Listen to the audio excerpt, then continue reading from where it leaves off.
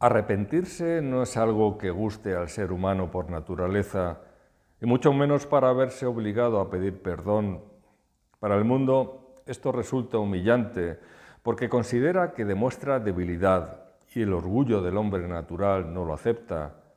Por eso se disfraza con vestiduras de empoderamiento, a fin de sentir una fortaleza que es mera apariencia, mientras por dentro y por fuera se va consumiendo poco a poco hasta la muerte, echando la culpa de sus males a todo y a todos, incluido al propio Dios en el cual dicen no creer.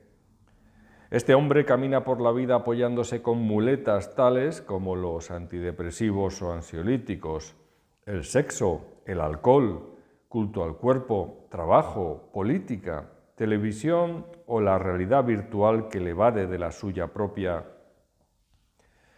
Y es que el hombre que nace con pecado desconoce que solo siendo débil se es fuerte en Cristo, como reconoció Pablo en 2 Corintios 12:10, y que solo el arrepentimiento le devuelve la dignidad perdida en el huerto del Edén gracias a la obra del Señor, para permitirle gozar sintiendo el propósito para el cual fue creado.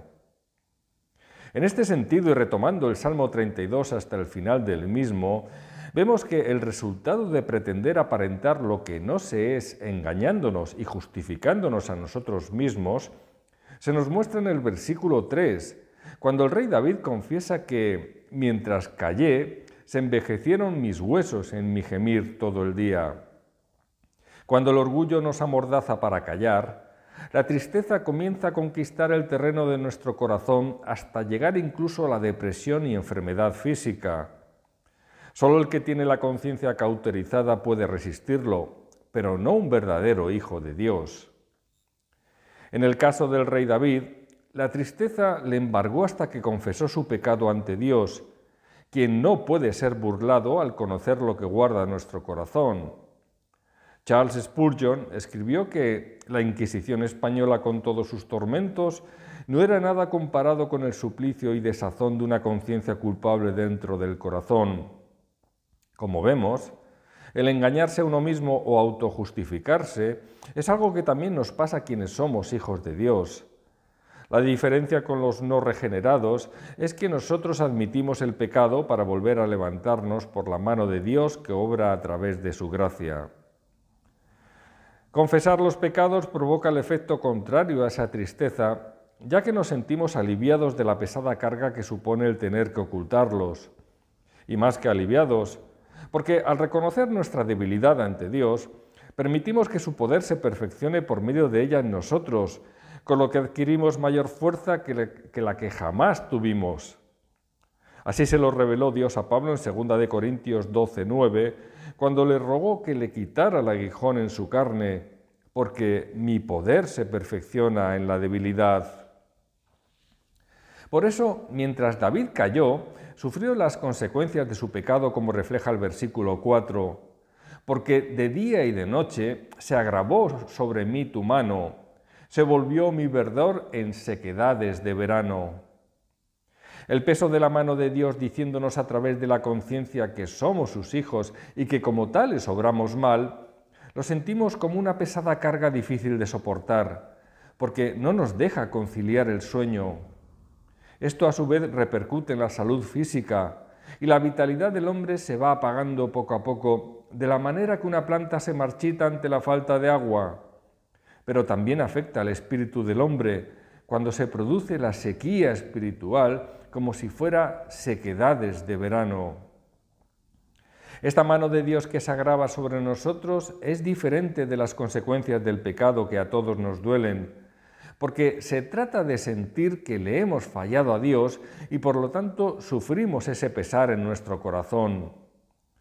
Por lo tanto, sentir su mano en nosotros acaba siendo una bendición, ya que si no fuera así, no seríamos capaces de ver el pecado a fin de confesarlo y recibir el perdón a que alude el siguiente versículo de este salmo, porque el error en el que caemos se menciona en el versículo 2 y consiste en la desobediencia que nos conduce a la iniquidad y al espíritu en el que hay engaño. Este perdón nos devuelve la vitalidad y el gozo perdido que David ha descrito en los versículos 3 y 4. De ahí que cuando el salmista finalmente derrama su corazón ante Dios, se produce lo que expresa en el versículo 5 al decir: «Mi pecado te declaré y no encubrí mi iniquidad. Dije, confesaré mis transgresiones a Jehová, y tú perdonaste la maldad de mi pecado». Nuestro arrepentimiento debe partir de no haber tenido en cuenta la palabra de Dios haciendo lo malo delante de sus ojos, algo que Natán ya le dijo al rey David en 2 de Samuel 12:9. ¿Cuántas veces olvidamos que nuestro Padre sabe todo lo que hacemos, pensamos y decimos? Confesar es mucho más que decir lo que hemos hecho mal, porque Dios ya lo sabe.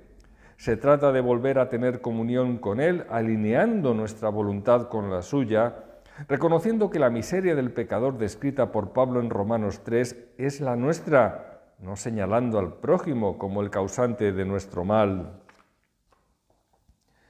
Cuando Adán y Eva pecaron, se avergonzaron y ocultaron porque se vieron desnudos.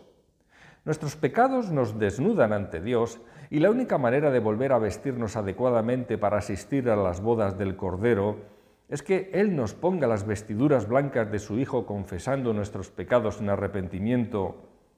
Por eso nos dice Agustín de Hipona que los que tapan sus pecados son desnudados, pero David se desnudó para ser cubierto. De igual manera se desnudó el hijo pródigo en la parábola de Lucas 15, cuando en los versículos 21 y 22 reconoció su indignidad ante el Padre al haber pecado contra el cielo y contra él, a lo que el Padre le respondió vistiéndole con el mejor ropaje.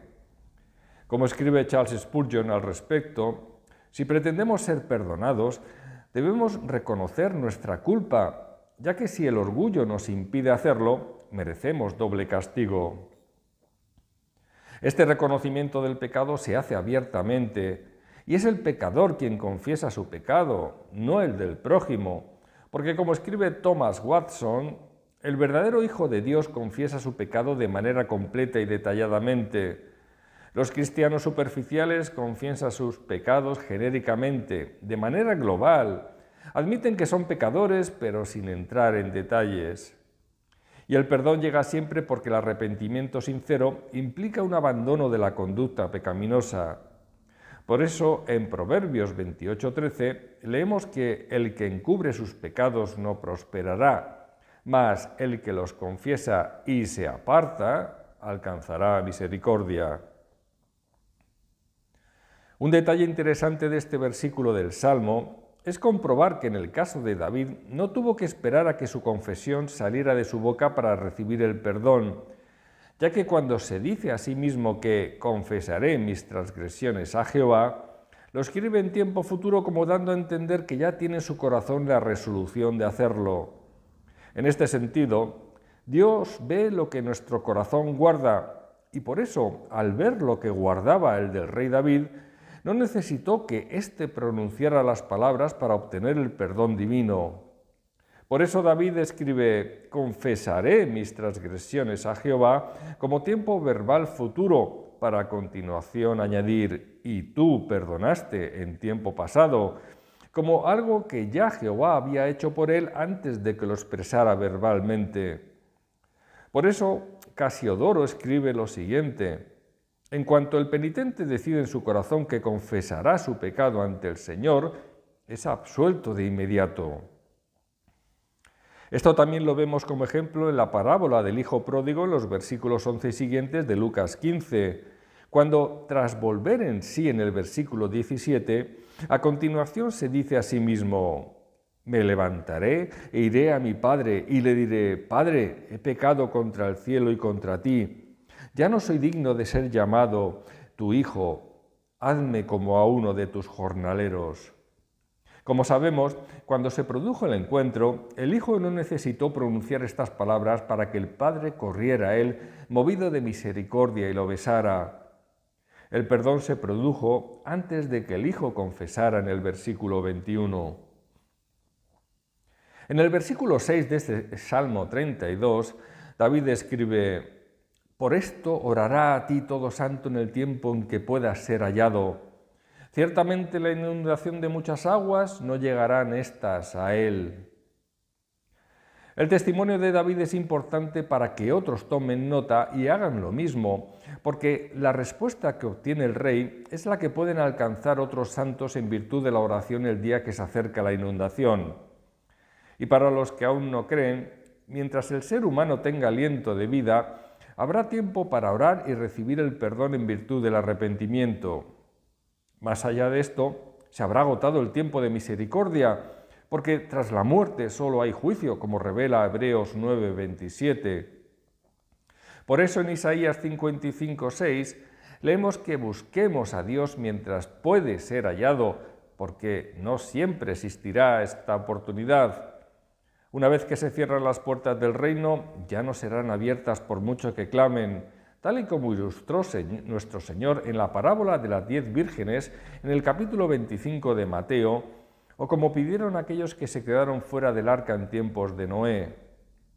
Dios promete perdón, pero no indefinidamente. Existe un tiempo aceptable para Él mientras recibimos su gracia, porque como escribió Pablo en 2 de Corintios 6:2, en tiempo aceptable te he oído y en día de salvación te he socorrido. He aquí ahora el tiempo aceptable, he aquí ahora el día de salvación. No hay mejor palabra que la dicha en el tiempo y modo oportuno, dado que manzana de oro con figuras de plata es la palabra dicha como conviene, Proverbios 25:11, y no hay mejor palabra que aquella que nos lleva a la salvación.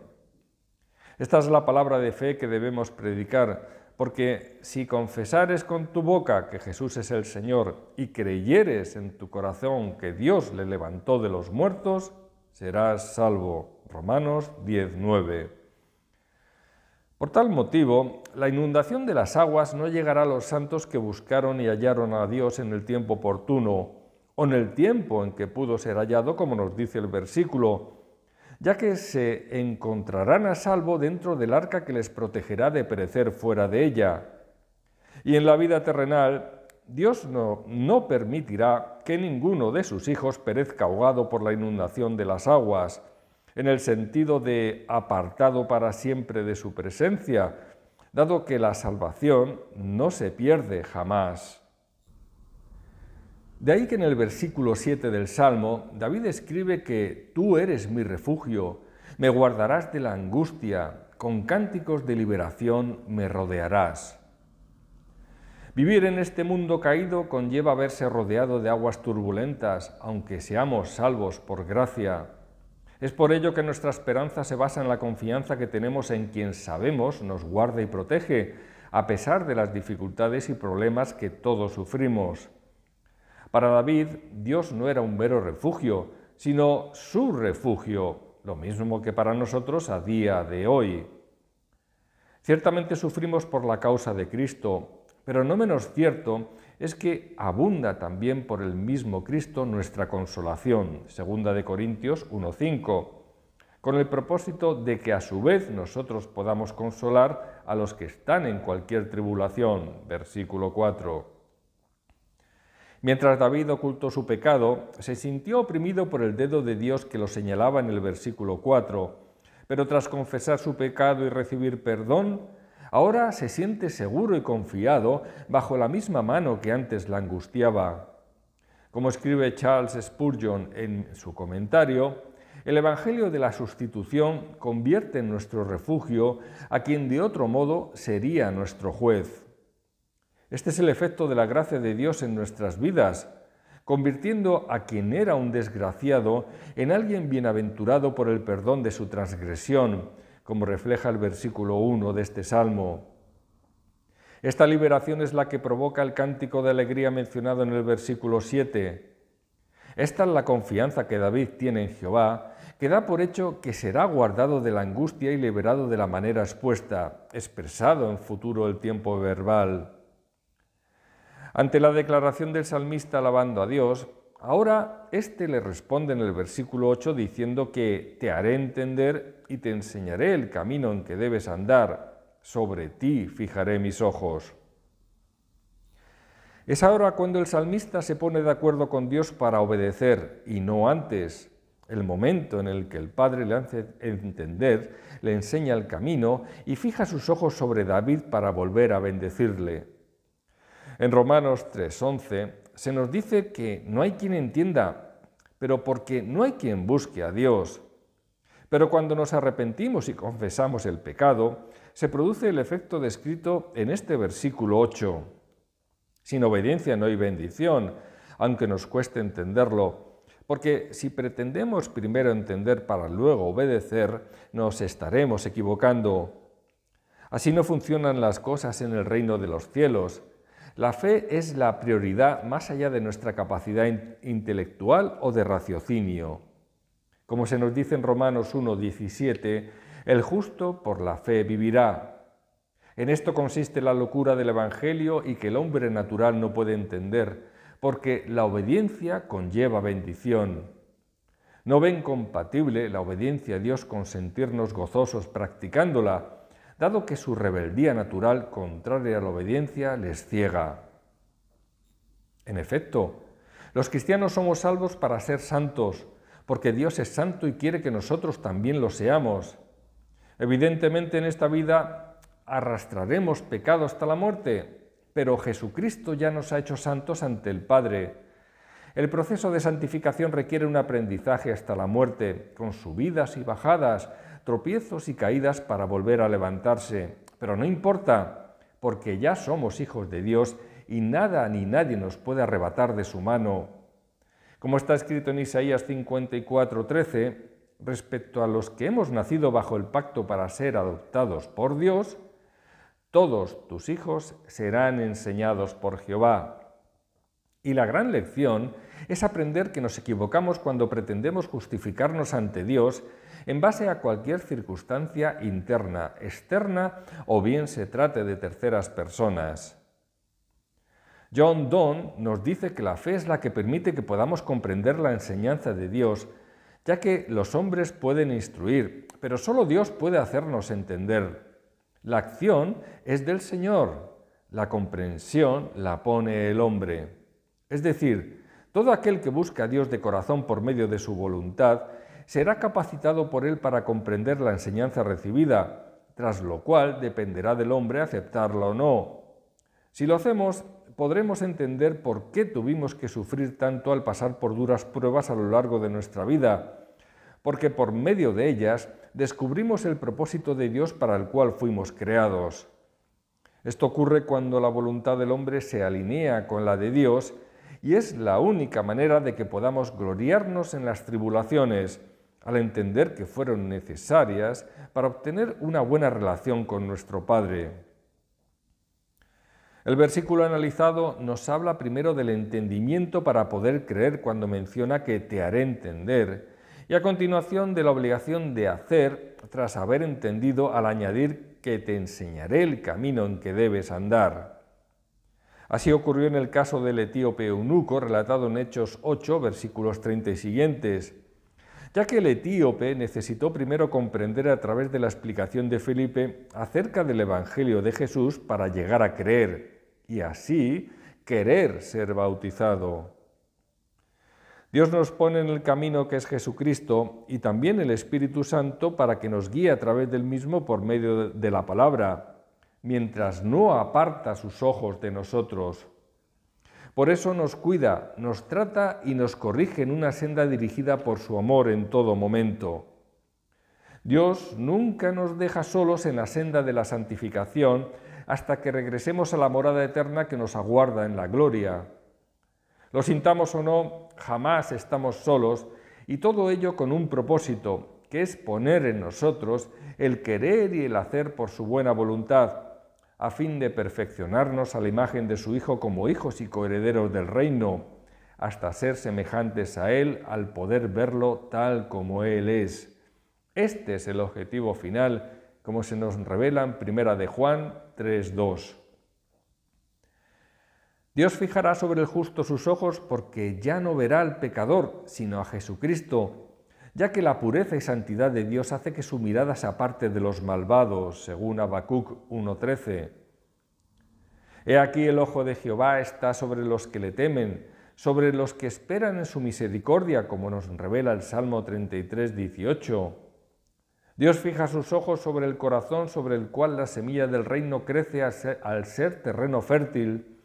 De la misma manera que Jehová siempre puso sus ojos sobre la tierra bendecida que los judíos habrían de conquistar tras el éxodo de Egipto y el paso por el desierto, según Deuteronomio 11:12. Esta tierra era cuidada por Jehová permanentemente, desde el principio del año hasta el fin, y por eso daba fruto. Lo mismo que da fruto el justo que guarda su corazón al dejarlo en manos del Señor. Si Dios nos mira, es porque nosotros también le miramos para no tropezar. Por eso el socorro llega a quien alza sus ojos a los montes para así no tropezar, como nos dice el Salmo 121. También como escribe John Donne, cuando Dios fija su mirada sobre nosotros y acepta que le devolvamos esa mirada, nos convertimos en la niña de su ojo, de tal manera que el que nos toca a la niña de su ojo. Zacarías 2:8. Esto nos une a Cristo y al Padre siendo uno de ellos, como se nos revela en Juan 17:21, y así alcanzaremos la mayor protección morando bajo la sombra del Omnipotente al habitar al abrigo del Altísimo, como refleja el Salmo 91:1.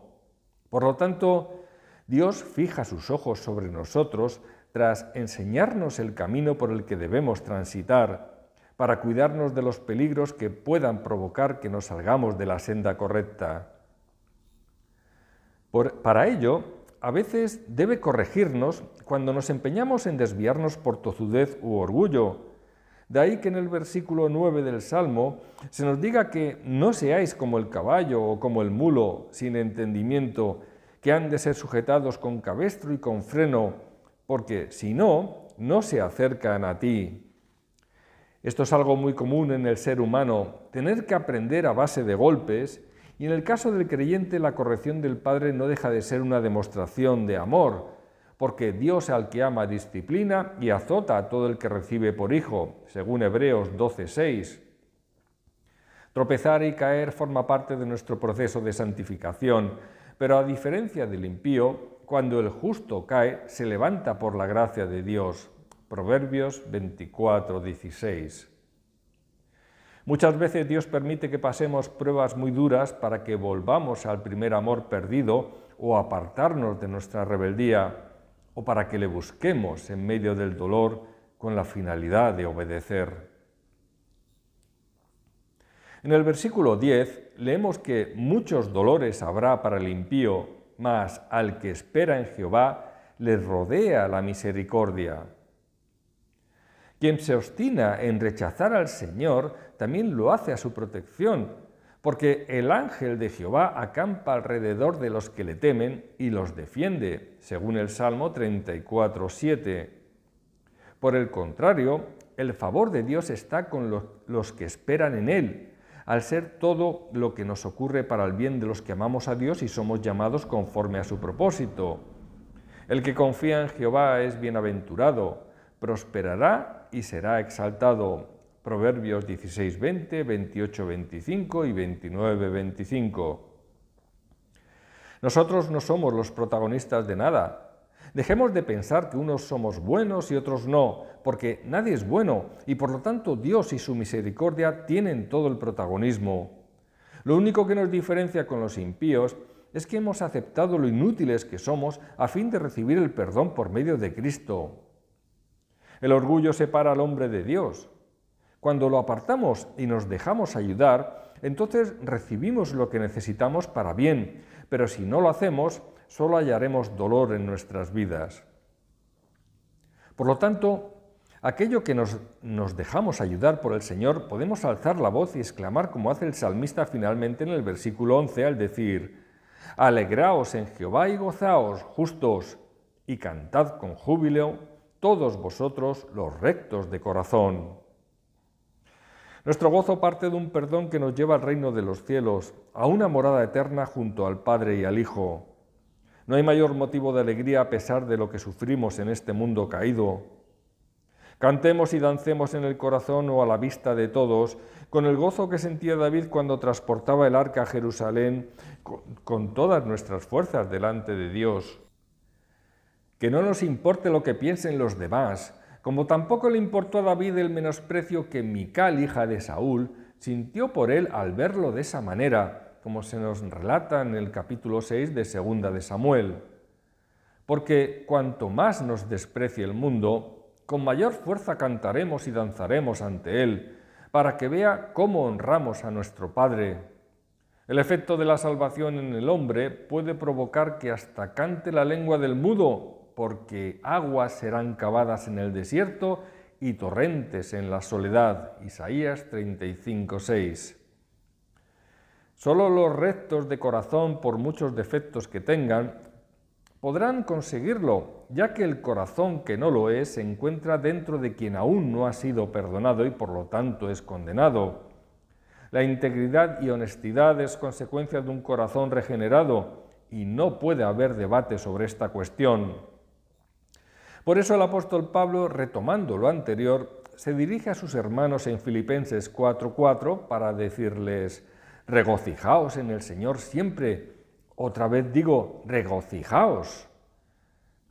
El teólogo Archibald Simpson escribe que este salmo penitencial, que comienza narrando las angustias derivadas de ocultar el pecado, termina describiendo el gozo de los verdaderos penitentes, de aquellos que, habiéndose arrepentido, han vencido al pecado y a Satanás en combate espiritual y han triunfado sobre ellos.